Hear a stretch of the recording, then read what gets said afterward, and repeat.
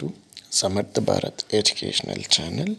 Education ఫీల్డ్లో ఉన్న latest అప్డేట్స్ని ఎప్పటికప్పుడు మీకు అందిస్తున్న సమర్థ్ భారత్ ఛానల్ని ఆదరిస్తున్న మీ అందరికీ మా ధన్యవాదాలు.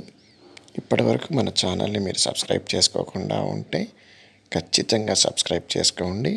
సబ్స్క్రైబ్ చేసుకోవడమే కాకుండా పక్కనే ఉన్న బెల్ ఐకాన్ని ప్రెస్ చేశారంటే మనం ఎడ్యుకేషన్ ఫీల్డ్లో ఇస్తున్న లేటెస్ట్ న్యూస్ అప్డేట్స్తో పాటు కెరీర్ గైడెన్స్ సంబంధించిన ఇన్ఫర్మేషన్ మరియు వర్క్ ఫ్రమ్ హోమ్ జాబ్ సంబంధించిన ఇన్ఫర్మేషన్తో పాటు కార్పొరేట్ స్కాలర్షిప్స్ మరియు ఇంటర్న్షిప్ సంబంధించిన ఇన్ఫర్మేషన్ అంతా కూడాను మీకు నోటిఫికేషన్ రూపంలో వస్తుంది.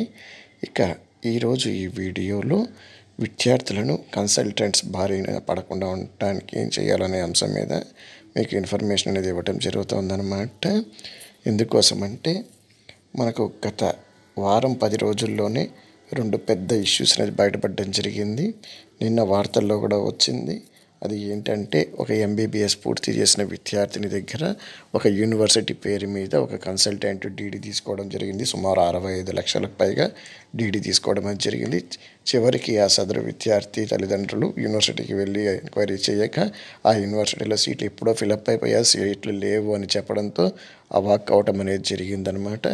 అదేవిధంగా మనకు కర్ణాటకలోని బెంగళూరులో కూడాను ఒక ఇంజనీరింగ్ అడ్మిషన్ కోసం అని చెప్పేసి విద్యార్థుల తల్లిదండ్రులు 5 లక్షల రూపాయలు ఒక కన్సల్టెంట్కి ఇవ్వడం జరిగింది. ఆ తర్వాత ఆ కన్సల్టెంట్ ఫోన్ నెంబర్ పనిచేయకుండా ఉండటము, మళ్ళీ కంప్లైంట్ ఇవ్వడం అనేది కూడా జరిగిందనమాట. కాబట్టి విద్యార్థుల తల్లిదండ్రులు ఎవరైతే ఉన్నారో కన్సల్టెంట్స్ చేతిలో డబ్బులు ఇచ్చేటప్పుడు జాగ్రత్త వహించాల్సిన అవసరం అనేది ఉంది. పెద్ద మొత్తాలతో అమౌంట్స్ అనేది కన్సల్టెంట్స్కి ఇవ్వడం చాలా రిస్క్తో కూడుకున్న అంశము. మనకు కన్సల్టెంట్స్ అనే విషయం వల్ల ఏమవుతుంది అంటే గత దశాబ్దన్నర కాలంలో చాలామంది కన్సల్టెంట్స్ వాళ్ళ హెల్ప్తోనే మన ఆంధ్ర రాష్ట్ర విద్యార్థులు మనకు తమిళనాడు, కర్ణాటక లేదా పంజాబ్ లేదంటే అబ్రాడ్ ఎడ్యుకేషన్ కూడా పూర్తి చేసుకోవడం అనేది జరిగిందనమాట. తర్వాత చాలా సక్సెస్ఫుల్ కెరియర్స్ కూడా ఉన్నాయి.